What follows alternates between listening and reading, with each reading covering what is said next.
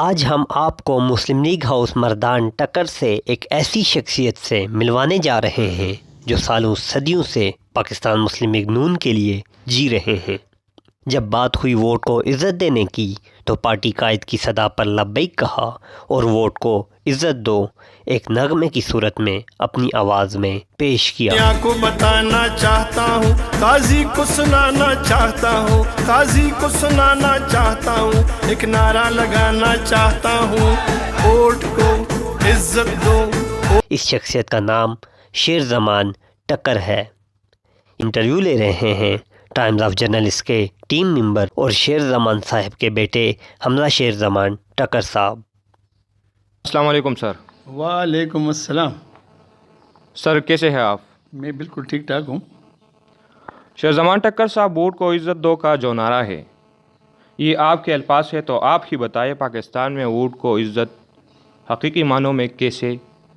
ملے گی؟ یہ تب ملے گی جب حقیقی معنوں میں صاف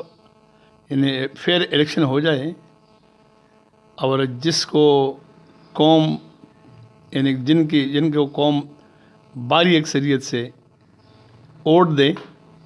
تو ان کو تسلیم کر دے، اور سارے جو ووٹ کو عزت دو کے مخالف ہیں یہ سر تسلیم خم کر دیں کہ ووٹ کو عزت دو یہ ایک حقیقی نعرہ ہے، اور جب تک ووٹ کو عزت نہیں ملے گی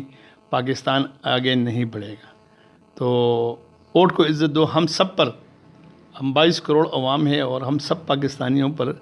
لازم ہے کہ ووٹ کو عزت دیں۔ ابھی جو الیکشن آ رہے ہیں، جب بھی الیکشن ہوئے ہیں یا ہو گئے ہیں یا آ رہے ہیں، تو اس میں جس کو بھی باری مینڈیٹ مل جائے حقیقی معنوں میں، ووٹ چوری اور بکسہ چوری سے نہیں، تو ان کو کم از کم تسلیم کرنا چاہیے کہ یہ ان کو قوم نے پسند کیا، تو یہ ووٹ کو عزت دو کا مطلب بھی یہی ہے۔ اور اس کے بعد جب ووٹ کو عزت مل جائے تو انشاءاللہ پاکستان کا بول بالا ہوگا۔ آپ ایک نظریاتی کارکن کے حوالے سے جانے جاتے ہیں، آپ آنے والے الیکشن میں مسلم لیگ نون کو کہاں دیکھ رہے ہیں؟ یہ عرصہ پہلے، بلکہ عرصہ نہیں چند ماہ پہلے، میری بات تو ہوتی رہتی ہے کہ چند ماہ پہلے جب نواز شریف سے میری بات ہو رہی تھی تو انہوں نے جب پوچھا کہ ٹکر صاحب بتائیں پاکستانی عوام کا کیا حال ہے، آخری باتوں میں جب انہوں نے کہا تو میں نے جواب دیا کہ سر وہ لوگ جو روٹی کھاتے ہیں، میں چارہ کھانے والے کی بات نہیں کرتا ہوں، لیکن جو لوگ روٹی کھاتے ہیں وہ سب آج تمہیں یاد کرتے ہیں اور یہی کہتے ہیں کہ تیری یاد آئی تیرے جانے کے بعد۔ تو ابھی جب بھی الیکشن ہو جائیں گے، جب شفاف الیکشن ہوگا تو نواز شریف ہی کا پلڑا باری ہوگا، اور انشاءاللہ وہ 2/3 اکثریت سے جیتیں گے انشاءاللہ پورے پاکستان میں۔ پاکستان پیپلز پارٹی اور مسلم لیگ نون کا موجودہ اتحاد کیا جنرل الیکشن 2023 میں بھی قائم رہے گا؟ جی نہیں، بالکل نہیں۔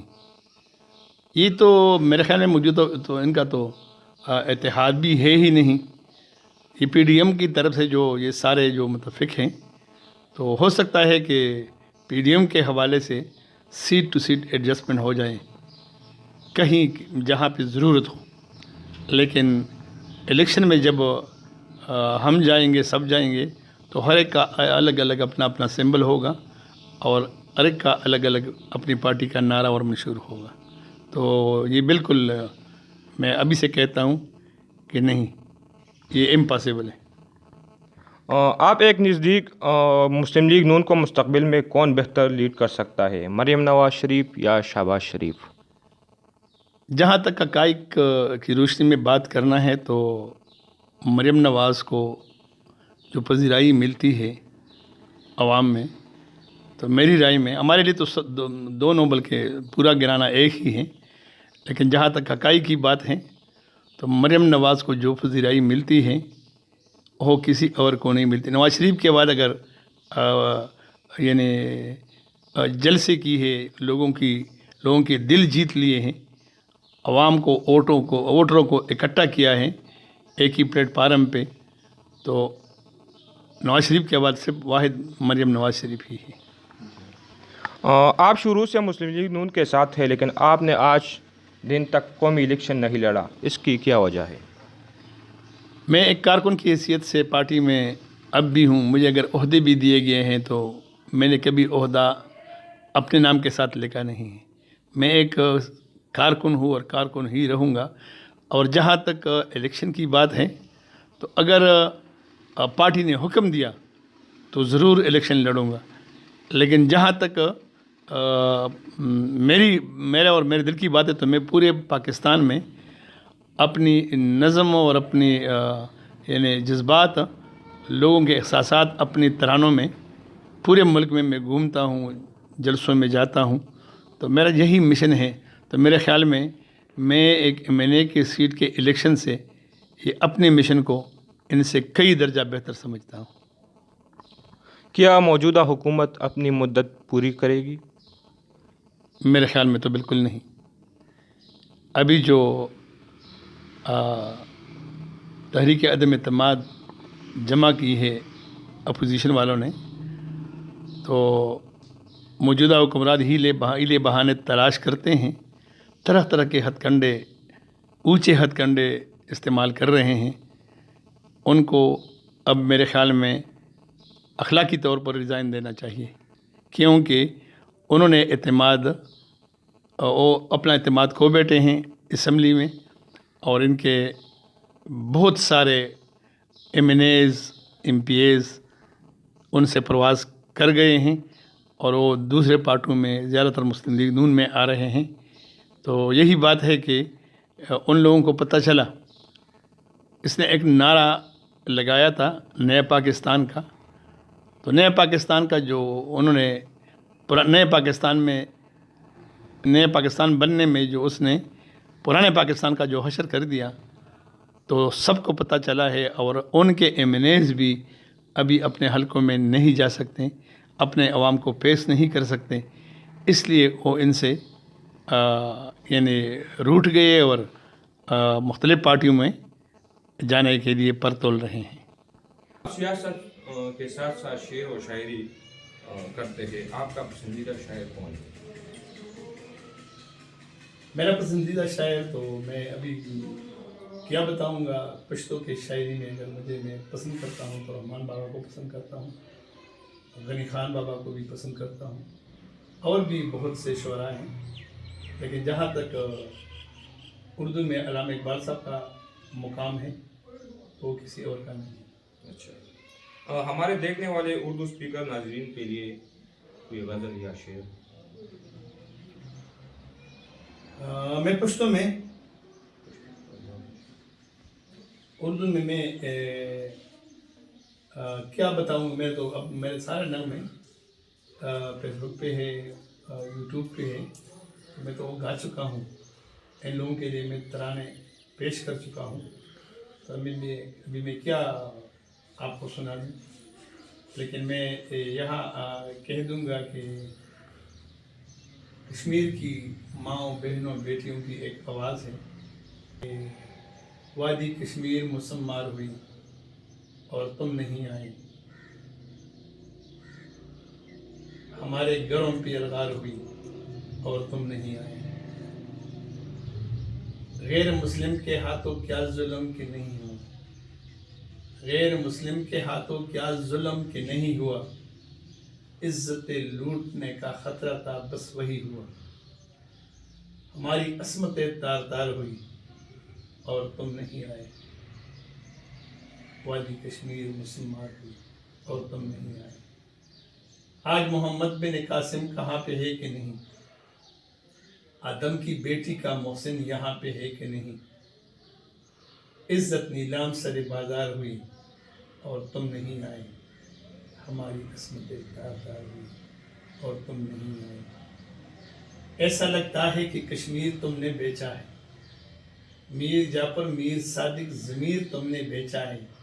تیرے ایمان پہ ہم پہ وار ہوئی اور تم نہیں آئے، عزت نیلام سر بازار ہوئی اور تم نہیں آئے، روز محشر جب قاضی اللہ نگہبان ہوں گے، ہمارے خات ہوں گے،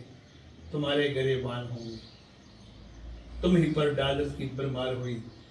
اور تم نہیں آئے، ہماری عصمتیں تار تار ہوئی اور تم نہیں آئے۔ اور آخری شعر ہے کہ ہم اپنی عصمتوں پہ کھیل کی جان دے دیں گے، مگر ہم اپنی چوڑیاں دوپٹے تمہیں بھیج دیں گے۔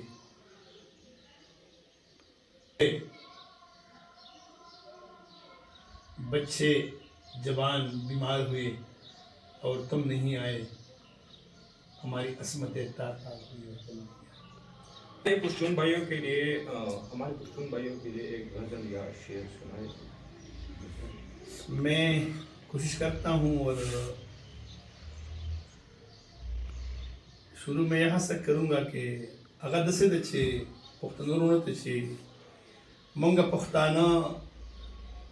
سمردانو اس پکشوی منگا پختانا سمردانو اس پکشوی